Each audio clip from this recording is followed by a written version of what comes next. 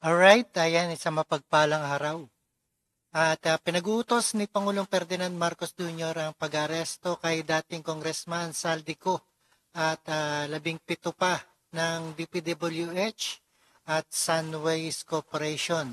Matapos arrest warrant nilabas laban sa kanila kaugnay ang anomalya sa flood control project sa lalawigan ng Oriental Mindoro. Alright, panungulin natin itong si BBM. Alright, let's get it on. Magandang araw po sa inyong lahat. Ito po ay isa pang report na aking ginagawa upang malaman ng taong bayan kung ano na ang nangyayari tungkol sa mga flood control na kaso na naging iskandalo. At kung ano ang mga ating nagawa upang mapanagot ang mga may kagagawan nito. Kaya nais kong i-report na ang ombudsman nagpormal nang naghain ng kaso laban kina Saldico at iba pang 17 individual batay sa mga ebidensyang iniakyat ng ICI at saka ng DPWH. Hindi po ito haka-haka, hindi po ito kwento.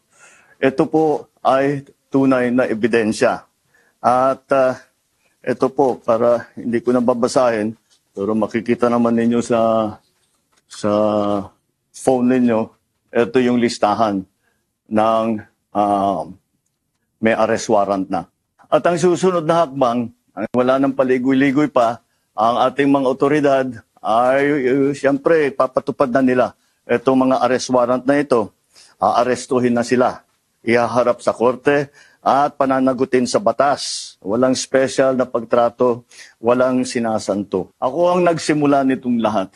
Ako ang magtatapos. Kaya't asahan po ninyo na wala pong tigil itong aming ginagawa. At kahit na parang napakatagal ang dumaan natin na panahon, ako'y nagpapasalamat sa pasensya ng ating mga kababayan. Ngunit nagbunga na ng resulta ang mga pasensya ninyo. Maraming salamat po. Magandang araw po sa inyo. Alright, yan. Napanood at napakinggan po natin ang mensahe ni BBM ito sa pag-aresto kay ex-congressman Saldico at 17 pa inaresto. Alright, maraming salamat and peace out.